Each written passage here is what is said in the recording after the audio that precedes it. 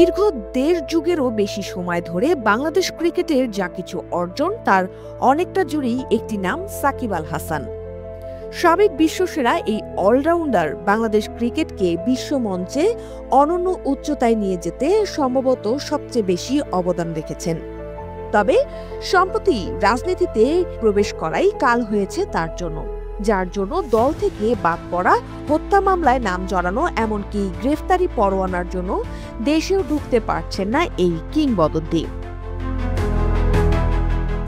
এমন পরিস্থিতিতে সম্প্রতি এক গুঞ্জন উঠেছে সামাজিক যোগাযোগ মাধ্যম ফেসবুকে, যেখানে দাবি করা হচ্ছে সাকিব এখন থেকে আর বাংলাদেশের জন্য নয় বরং যুক্তরাষ্ট্রের জন্য খেলবেন, যার জন্য সাকিব যুক্তরাষ্ট্রের নাগরিকত্বের জন্য আবেদনও করেছেন বলে একাধিক গ্রুপের পোস্টে দেখা গেছে। বিশ্বসেরা অলরাউন্ডার সাকিব আল হাসান নতুন এক সিদ্ধান্ত নিয়ে আলোচনার কেন্দ্রে চলে এসেছেন। বিভিন্ন গণমাধ্যমের প্রতিবেদনে জানা গেছে তিনি যুক্তরাষ্ট্রের নাগরিকত্বের জন্য আবেদন করছেন এবং ভবিষ্যতে দেশটির জাতীয় দলে খেলার পরিকল্পনা করছেন।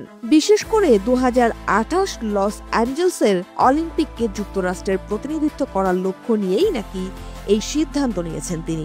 সাম্প্রতিক বছরগুলোতে সাকিবের যুক্তরাষ্ট্রে বসবাসের বিষয়টি বেশ আলোচিত হয়েছে।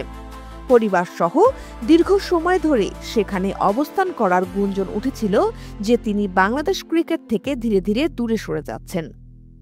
এবার সেই জল্পনার আগুনে ঘি ঢেলেছে নাগরিকত্বের জন্য তার আবেদন করার খবর।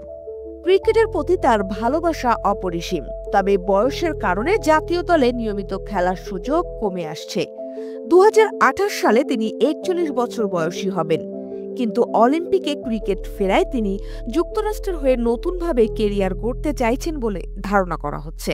যদি সাকিব সত্যি যুক্তরাষ্ট্রের হয়ে খেলার সিদ্ধান্ত নেন, তাহলে এটি বাংলাদেশ ক্রিকেটের জন্য একটি বড় ধাক্কা হবে।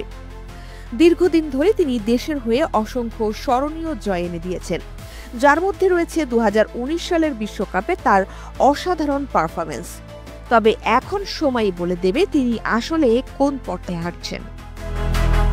Indrani Mukherjee, desk report.